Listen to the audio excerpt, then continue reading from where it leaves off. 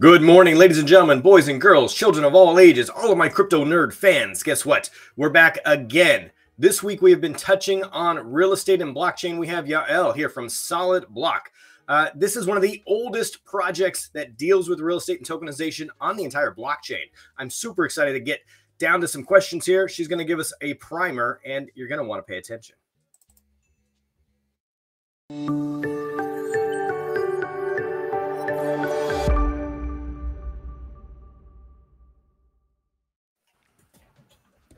Yael, thank you so much for joining us today. I appreciate you taking time out of your busy schedule to talk to the Crypto Nerd family about real estate, blockchain, and specifically the tokenization of projects. SolidBlock has been around for, 4 years, maybe 5 years now. It's one of the oldest tokenization projects, it seems like, on the blockchain. Is that a safe assumption?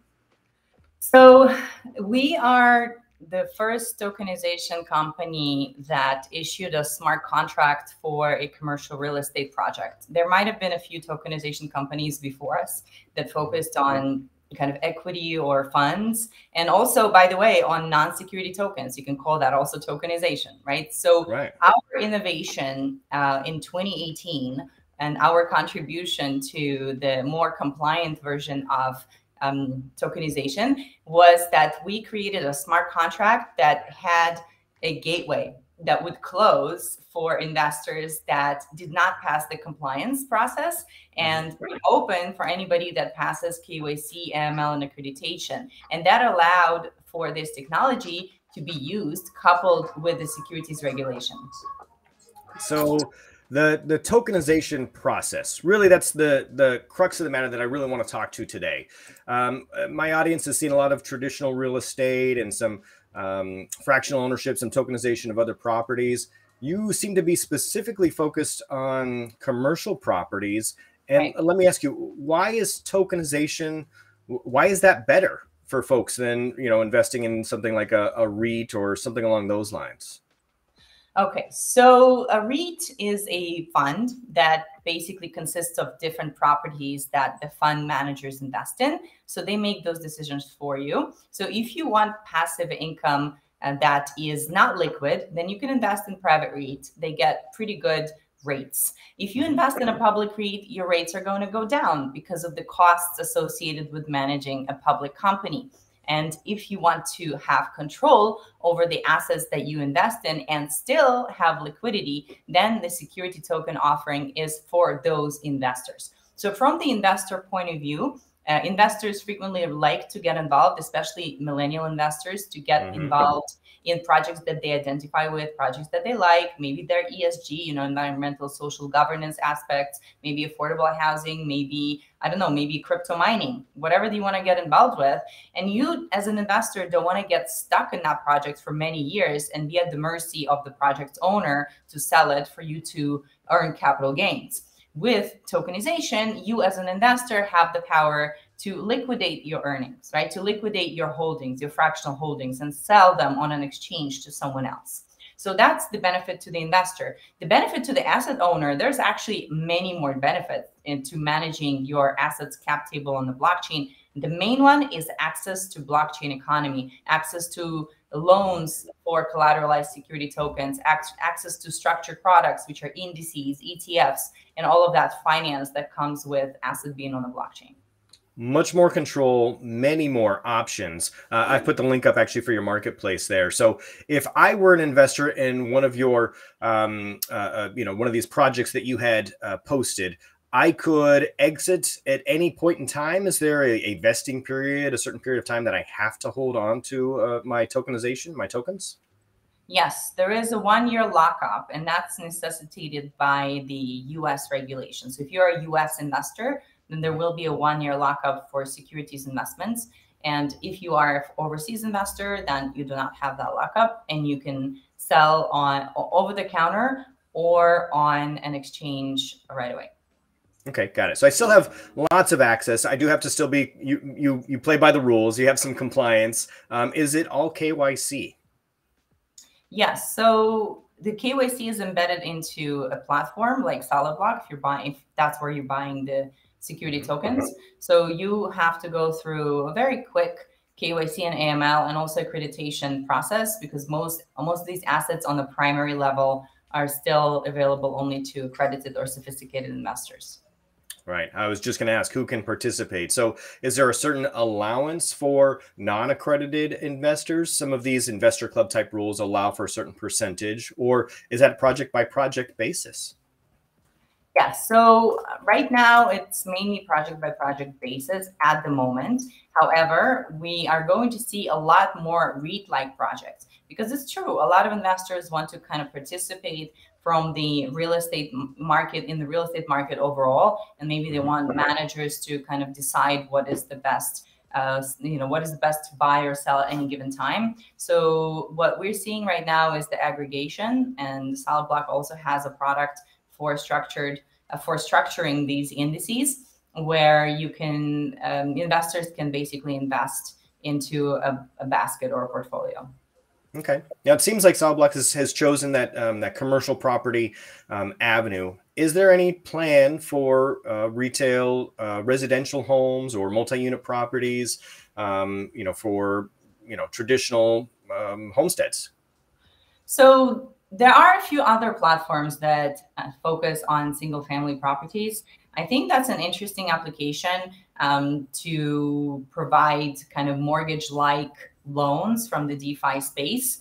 I think that in general, this will work as an aggregate of properties overall, right? And then offering kind of loans based on that aggregate, just basically because I don't think an individual home will have a lot of liquidity. So I don't know how many people are going to trade in and out of individual homes at any given moment, right? But it is a really good fixed income product. Fixed income product is basically where you have a bond and a coupon. So you have a bunch of single family homes, you can put them together as one product, and then raise funds for investors to contribute to the pool of capital from which these new homes are bought. And then there should be an asset manager, of course, to collect the rent, and then the rent is being distributed. Now, the only issue with this model is that unless it's unless this is a short-term rental, and the returns are relatively low for this operation,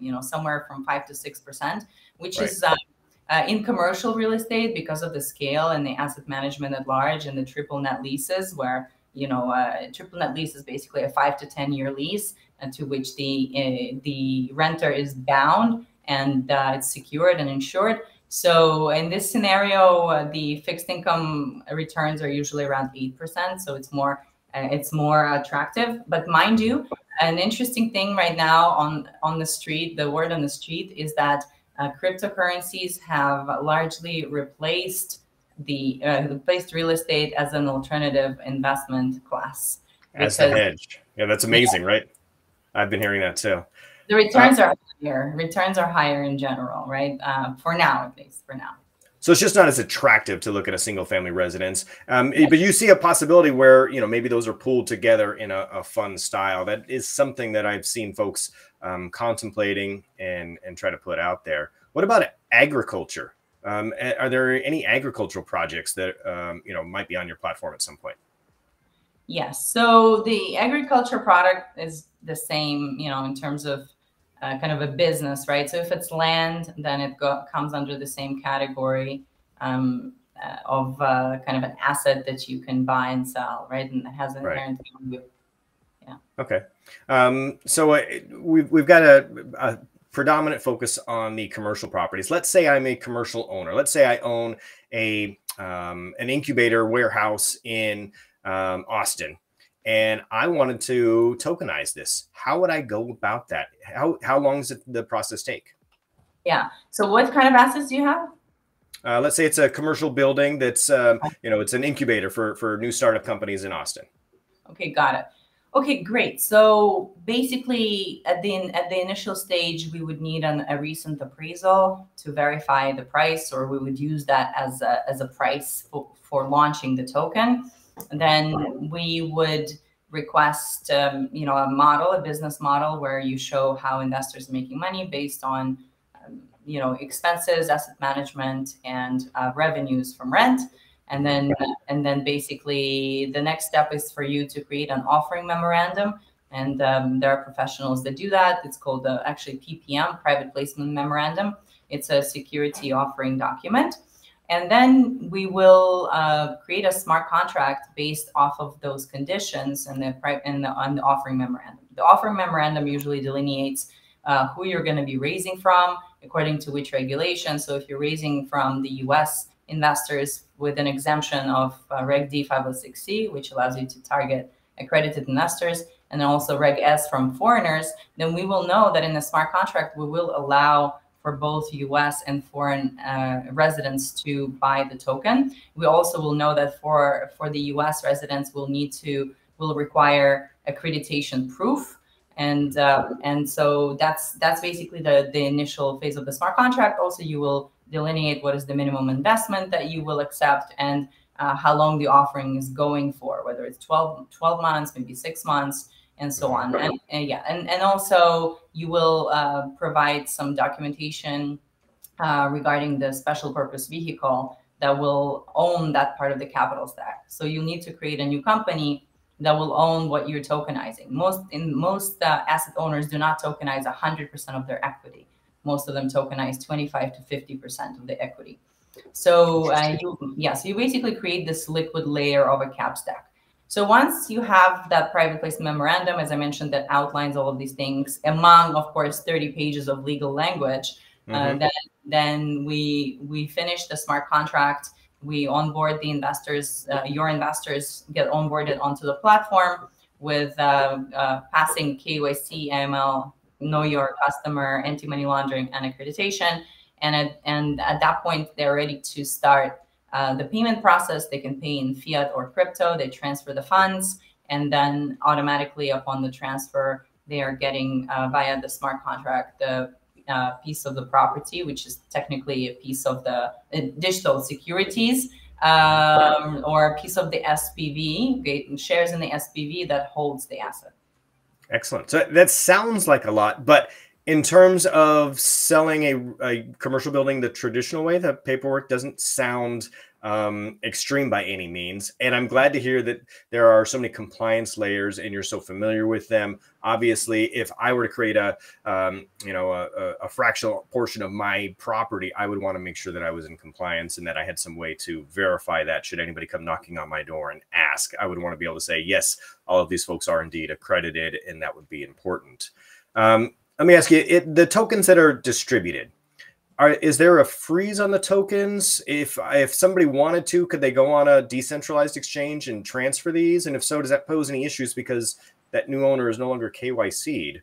How is that process addressed, via security? Or is it a walled garden and it's only accessible for trade on your marketplace? You can trade it on a DEX. And as I mentioned, that the wall that prevents somebody from transferring the token, it does not depend on where the token is sold. In fact, we have a way to integrate with Uniswap, for example, or any decentralized exchange, actually quite a big number of decentralized exchanges where you can list the token you own. Why not?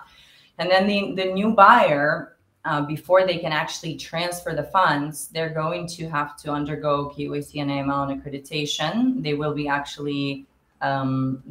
be asked to undergo that on likely our platform, because the exchanges themselves don't integrate KYC. Most of them don't integrate KYC and AML. Some of them do. I do know of a few that offer that service. So they'll undergo that on our platform. Only then they will be able to actually transfer the funds. Got it. So if somebody wanted to come back in for redemption, at that point in time, they would KYC. No, yeah, well, not exactly for redemption, but just to even purchase or to transfer. The transfer will not be complete to their wallet. The transfer of the smart contract will never be able to be completed into their wallet until they are placed on that whitelist. Okay, now I understand. Yeah. Okay, now if I am a consumer, this is appealing to me. I decide, you know what, I meet these qualifications. I would like to participate. How easy is it for me to log into your website, set up an account, and start looking for projects? What is the rate of new projects getting listed? what kind of options do I have when I first start looking? So basically, we have a few projects on our own marketplace. Those are our projects, and the projects where we joined actually as a general partner. Now, most of our clients, they have their projects on their site, and they're using our platform to bring their investor database or their investor pool that they already have. So it's mainly working as basically a tool for anyone, any sponsor, to be able to offer liquidity to their investors. So they're not only limited to our marketplace. So if you want to find tokens right now to invest in, then basically, number one, we have a few great projects on the marketplace on solidblock.co. And number two, you can always inform the sponsors you work with if you already invest in real estate and encourage them to tokenize. Excellent. Okay. So you were involved not just with your own business, obviously, but with the greater blockchain community as well. You seem to be somewhat of a champion for real estate and blockchain integration.